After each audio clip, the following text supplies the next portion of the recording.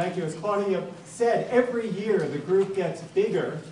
The Saturday morning events get more exciting, but the number of questions increase. So we're going to try to go very fast so that we can answer as many questions as possible.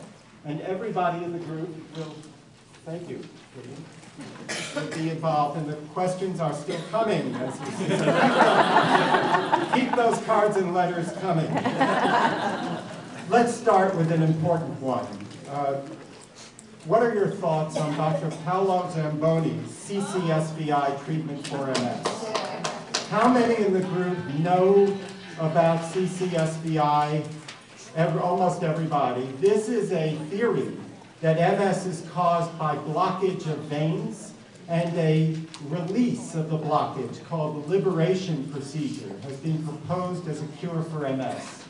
In many ways over the last year, this has been a perfect storm. It's a combination of a simple answer to a difficult problem, people, a small number of people in the medical community who believe in this deeply, and the power of the internet to virally transmit information and misinformation. So I'd like to go around the group, maybe beginning with Dr. Weiner, Dr. Howard Weiner, for a summary of the current state of CCSVI. Can I ask that of you? Sure. Howard?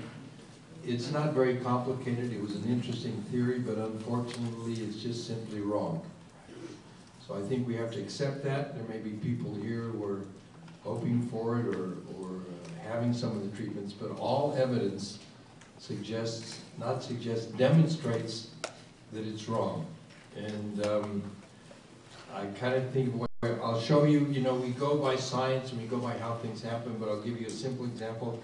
I'm holding up this pencil, right? When I let go of this pencil, what happens? It's going to fall to the table because we know the rules of physics, Newton's and everything, there it goes. That's real science, and that's real biology. Unfortunately, CCSVI is not. So that we need to accept that. There have been a number of articles published about it. I was at a meeting at the American Academy of Neurology with more papers published. We were hoping it might be real. It just happens not to be. That's fine. Let's move on and find the cure for MS. It's not as the cure, but is it helpful to people with MS? There's no evidence that it's helpful. It's pretty dangerous, isn't it? I'm just being honest. There's really no evidence that it's Pretty helpful. dangerous, isn't it? There are people who died from it. Yeah. Many people have theories, and the theories need to be tested. That we don't argue about. But it really, unfortunately, is wrong. It's dangerous. And there's no evidence. Yours is a good question. There's no evidence that it even helps. Now, some people say, well, I had the treatment, I feel better, et cetera, et cetera. But that happens with a lot of placebo effects. I mean, in our history of MS, over the 30 years, we've had hyperbaric oxygen, we've had bee stings, we've had amalgam of the teeth, we've had MS-associated virus that couldn't be replicated, and I could give you a whole list of them. Not that they were done maliciously. These are people that are trying to find something, but then we have to study it. And Dr. Hauser, Steve Hauser, has done a great job in the journal, one of the most prestigious journals, where he's published this work, where all the published work of all the drugs and everything come in. But this just simply, unfortunately, is not real. Can I just interject one thing? Is the study incomplete, or does it have any validity at all? Or has it inspired people, other neurologists, to go on and complete a study that would disprove completely, or? The initial study was incomplete. It gave some hint, and then that inspired other doctors to go on and see whether they could confirm it, and nobody has been able to confirm it. Like 10 different studies, nobody. In Italy, in the United States, in South America, nobody has been able to confirm it. But isn't the reason for the study, does it remain true that the outflow of blood leaving the brain, the vein or the main arteries that release the blood off the brain in most MS patients is significantly smaller than normal? Yeah, there's really no evidence that that's true. It's also present in people who don't have MS? People present who don't have MS.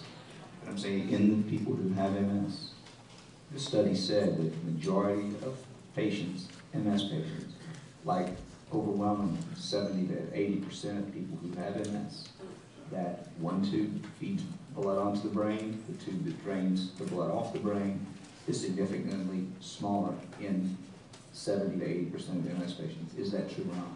That's not true. Okay. Not true. So By the way, I apologize, David, I called you Donnie, but I was just thinking. at least you didn't call me Marie. I'd be worried. Well, just to go back to the point, so according to what you're saying, those that have had the CCSVI treatment done and claim to be doing so much better, is it proven that that is truly just a placebo? Well, we think it's a placebo because there now are studies where whether you have it or you have a sham procedure, there's no difference. We know that MS can get better on its own. If you examine each of the cases, sometimes they feel better, these things happen, but MS can spontaneously. So now that you've taken that hope away, give us a new one. I think that the point that Dr. Weiner is making is, I believe, shared by the others in the group. Is that correct? And we'd be happy to speak about this more up front at the end of the meeting. By the way, who's the smartest of you guys? I think we better say Dr. Bolton. So, Emmanuel, your thoughts? CCSVI, well, I think that the patients I have seen who went through what people refer to as a liberation procedure and said that they were feeling better when I was able to examine them, and I had seen them every 6 months during the prior years. I was not able to detect any difference in their examination. And you know, I have several patients like that, and so I'm really not convinced there is an effect. I agree with the group that so far we don't see an effect.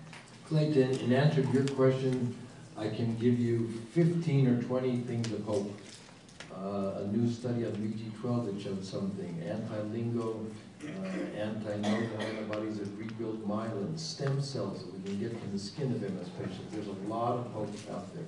I don't want to take up all the time, but I do want to say that the folks on this panel right now, such as Katie and myself, Nancy, and I'm assuming that we probably have a huge advantage over the folks that are here today with being able to personally sit down with doctors like Dr. Weiner and the doctors on this panel who are the most brilliant MS specialists and neurologists in the world. So I do have to ask a question that may be exciting to this group. I visited Baylor in Houston, where they have a laboratory model, a mouse, with no myelin sheath at all. They created this, I'm sure you know of this, and the laboratory model works perfectly with no myelin. And they also have cured MS in laboratory model. If this is true, and this disease attacks the myelin sheath, is that the worst part of it? If so, how can we take these laboratory models and say, and use that as our bar, and say, look what we've done here? Do we believe that those things are achievable in the human models? I'll answer it quickly, then move on.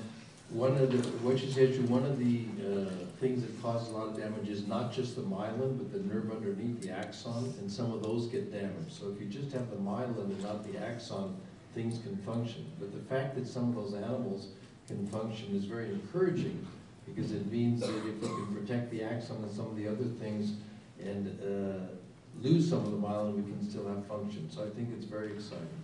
I'll turn it back over to Steve.